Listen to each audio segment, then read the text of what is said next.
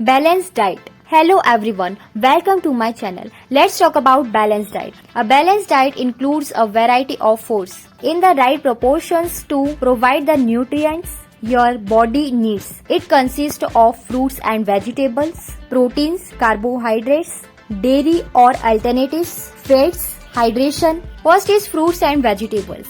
Aim for at least 5 proteins a day to get essential vitamins, minerals and fiber. Proteins includes leans, meats, fish, eggs, beans and nuts to support muscles, growth and repair. Next is carbohydrates. Opt for whole grains like brown rice, whole wheat bread and oats for sustained energy. Next is dairy or alternatives. Choose low fat options for calcium and vitamin D, such as milk, yogurt, and cheese. Next is fats. Focus on healthy fats such as sources like avocados, nuts, seeds, and olive oil. Next is hydration. Drink plenty of water throughout the day to stay hydrated. Limit intake of surgery foods, salt, and saturated fats. Balance is crucial for maintaining overall health and well-being. Thanks for watching.